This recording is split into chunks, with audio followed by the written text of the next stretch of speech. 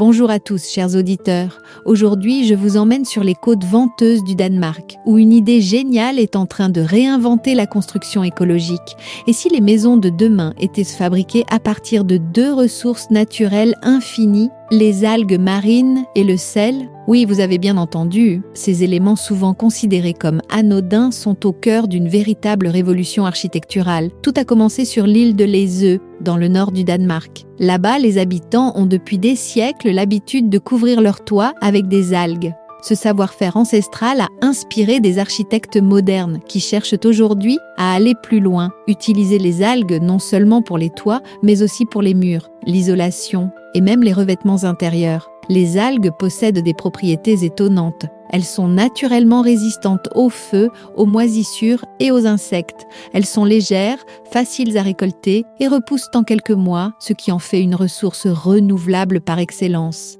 Lorsqu'elles sont séchées, compactées et transformées en panneaux de construction, elles offrent une isolation thermique et acoustique remarquable. Mais ce n'est pas tout. Le sel, abondant dans cette région côtière, s'est également imposé comme un matériau clé dans cette approche novatrice. Le sel possède des propriétés hygroscopiques. Il absorbe l'humidité de l'air, régulant naturellement l'hygrométrie à l'intérieur des bâtiments.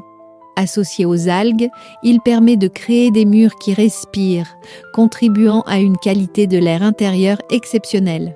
Un projet emblématique illustre cette combinaison surprenante, la Seaweed House, une maison prototype construite entièrement avec des matériaux issus de la mer. Le toit est constitué de bottes d'algues compactées, tandis que les murs utilisent des panneaux d'algues mélangés à du sel et à de l'argile locale. Ce mariage de tradition et d'innovation offre une isolation optimale et une empreinte carbone quasiment nulle. Les avantages de cette architecture marine sont nombreux. Ces maisons sont non seulement écologiques, mais aussi résilientes face aux aléas climatiques. Les algues résistent naturellement au vent, à la pluie salée et aux tempêtes. De plus, leur capacité à stocker du carbone en fait un allié précieux dans la lutte contre le changement climatique. En termes d'économie circulaire, cette approche est exemplaire. Les algues et le sel sont récoltés localement, sans transport longue distance ni transformation industrielle lourde. Chaque maison devient ainsi une extension de son environnement naturel, réduisant considérablement son empreinte environnementale. Mais tout n'est pas si simple. Construire avec des algues et du sel nécessite de repenser complètement les chaînes d'approvisionnement et les méthodes de construction traditionnelles. Il faut aussi former les artisans à travailler avec ces matériaux inhabituels. Cependant, les architectes danois voient dans cela comme une opportunité de créer de nouveaux métiers et de revitaliser les savoir-faire locaux. Cette innovation suscite déjà un vif intérêt à l'international. En France, sur l'île d'Oléron, un projet expérimental teste l'intégration des algues dans la rénovation de maisons de pêcheurs. Au Japon,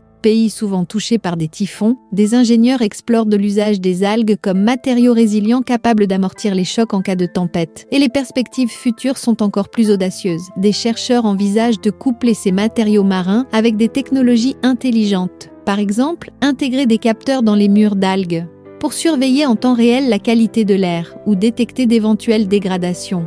Ou encore, utiliser les propriétés biochimiques des algues pour capturer une partie du CO2 intérieur. Imaginez un futur où nos maisons poussent littéralement à la lisière entre la terre et la mer, où chaque tempête enrichit le stock de matériaux disponibles pour la construction de demain. Ce modèle d'architecture vivante, en harmonie avec son écosystème, pourrait inspirer une nouvelle génération de bâtiments conçus comme des organismes symbiotiques. Et vous, seriez-vous prêt à vivre dans une maison bâtie avec les trésors de la mer? Ce retour aux ressources naturelles, revisité avec les technologies d'aujourd'hui, pourrait bien être l'une des clés d'un habitat durable pour tous. Demain, nous découvrirons une invention étonnante. Un système qui transforme les vibrations des métros en électricité. Merci de m'avoir écouté et à très bientôt pour un nouveau souffle de génie.